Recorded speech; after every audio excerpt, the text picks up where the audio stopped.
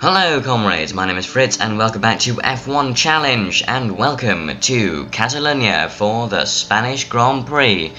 We are beginning qualifying, rolling out into the pits to start this session. We're going to have to wait for the red light because we've come straight out of the blocks. I've already done some fettling with the car in qualifying, sorry not qualifying, the first practice session. Didn't go so well. This car is not really suited to this track, although that could also equally be my poor driving skills. We qualified, well, we practiced, and we were 17th in the driver rankings for the day leading up to Saturday, the qualifying session this morning. And yeah, things haven't quite gone to plan. We posted a 1 minute 30, the highest times up there, you know, with Hakkinen and Schumacher and Coulthard. The Ferraris and the McLarens are posting low 1 minute 27s, and it looks like those times are set to tumble further in qualifying. So overall, not such a good weekend for us so far. Hopefully we can do a little bit better than that in qualifying, although it does look unlikely. The Catalonia circuit, well, the Spanish Grand Prix as a whole, has been held in several different venues previously. Catalonia, this circuit, has been the home of the Spanish Grand Prix since 1967, and due to the Spanish driver Fernando Alonso, it draws big crowds every single year. It also saw the location of the first victory for a Venezuelan Formula 1 driver, that was Pastor Maldonado, in 2012 while he was driving for the Williams F1 team. Coincidentally, it was also the first victory for the Williams Formula 1 team. This team, the car that we're driving for today, actually I didn't quite realise that until I booted up the game. We are of course playing as Alessandro Zanardi in this very brightly coloured gaudy Williams car, and the first win for the outfit since the Brazilian Grand Prix of 2004, so 8 years is a long time to wait between victories in Formula 1.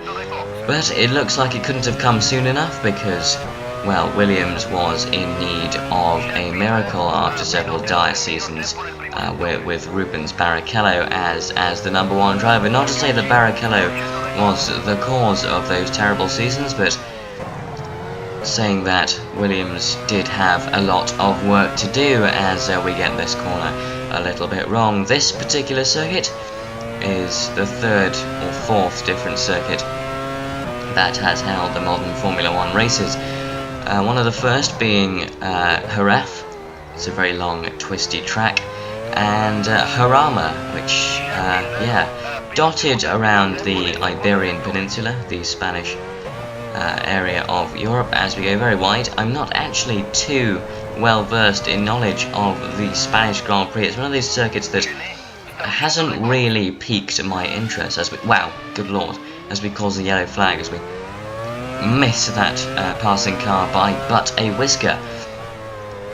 It's one of those tracks that hasn't really piqued my interest in comparison with tracks like Melbourne or later tracks that we'll see in this 1999 career season. It's a very fast, kind of twisty, fast-flowing circuit, which doesn't really suit my driving style, especially not on the keyboard. You have these really long, very open corners as we slide right out of control here, fighting for control across the very short grass that flanks the tarmac here. The curbs are also pretty vicious as we head under the Firestone banners here. This one in particular, you get this one wrong, you go a bit wide on the outside and the car will get spun around. You can see even the suspension travel as we brush very gently over those curbs. The car juddering about on the exit of that corner. I have on many occasions hit the cones that line this part of the track, which taking a bit too much speed means that you will collide with them. That's the junction with the MotoGP circuit, which we don't really care about this weekend, and yeah, we haven't really been going so well in this last couple of laps as we spin out of control. Oh dear. Yeah, that's quite a big impact. Losing our front wing is not the way to go in your qualifying session. We can watch a bit of a replay of that. So we follow the racing line around here, and I think we just get on the grass. Yeah, we cross the white line, the car pitches into quite a significant amount of oversteer, and we just slide into the barrier. That's a very embarrassing end to our first sighting laps. We're going to try that again and head back out onto the circuit. Okay, we're back, and unfortunately this is a bit awkward due to a mildly incompetent clerical error. I did accidentally advance the qualifying session after posting a 1:42 because we span off that one time. So we did unfortunately qualify stone dead last. It's okay, we have places to make up. This course is quite sort of tricky and fairly narrow with a lot of braking zones that we can easily overtake cars in, so I wouldn't be too concerned about that. Unfortunately, it might mean that we will drop through the championship rankings slightly. And yeah, I can imagine McLaren or the Ferrari team will dominate at this circuit. Ferrari taking the most wins of any constructor at this Catalunya venue, and I've no doubt that their fortunes will stay in a similar vein after this Grand Prix is over. But as we got the the BAR Ford of either Johnny Herbert or Rubens Barrichello soaring through up the inside here, we should probably commence onto the race. Where's he gone? Oh, yeah, he's there. He's on the inside. We found him. There we go. A bit difficult to see out of the mirrors here. It's easier if you kind of set the camera to inside the cockpit so you can actually view everything that's at Formula 1 car level on the circuit as we spin out of control a little bit. Let's not hit the wall because the race is in a couple of hours relative to our career timescale. Anyway, yes, I'll see you on the starting grid. Here we are, ready to begin the 1999 Spanish Grand Prix from Catalonia. It's set to be an exciting race. The sun is out, the sky is, well, as blue as you could make them in games from this era. And we are unfortunately starting from stone dead last, as I said, but it's going to be a long afternoon, and no doubt we can make up places. I'm aiming for a top 10 finish, which shouldn't be too difficult, although I don't want to speak too soon on that front. And we get a grid walk from these lovely grid girls standing in front of these fabulous racing machines. They don't make them like they used to, I'll tell you that for free.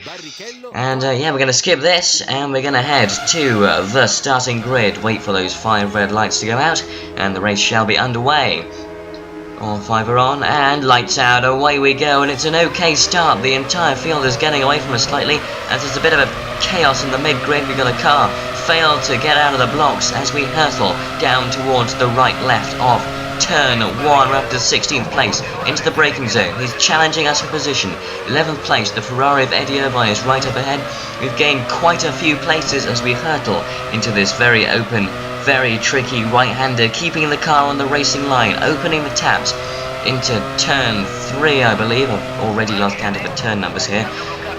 Irvine is being checked up by the Benetton up ahead. We're going to keep the Ricardo Zonta behind us and the Simtype Ford. Irvine finding the gap there. Whoa, getting a bit wrong on that. Clouting the rear suspension of Irvine's car. That was fairly ill-advised. We got out onto the white lines, onto the marbles there. That wasn't too good, as we cross some skid marks from earlier on in the day. Irvine getting away. This is not too convenient at the moment. He's challenging for position as one of the cones gets utterly slaughtered on the run up the hill up to Kamsa. Down into the final, more twisty section of the track. Irvine struggling for grip there. The Benetton checking him up. He's struggling for speed. He can't really follow in the footsteps, but this is where we will pounce as we go very wide. That's not how you take that corner. As Zonta might be coming through on the inside, we'll cover the apex like so. He's jockeying for position as we come round to finish the first lap of the Spanish Grand Prix.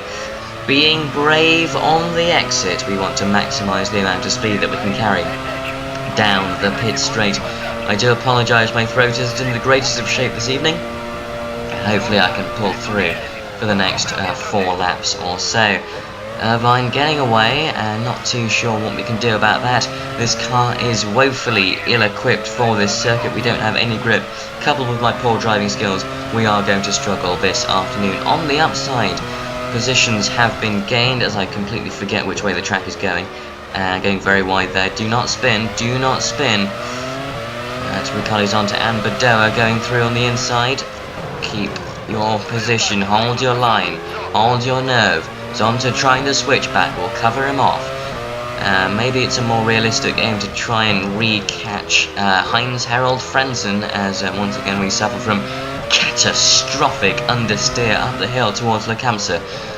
Make sure we don't hit this. Actually, they're all gone. It's a complete Cone-undrum up here.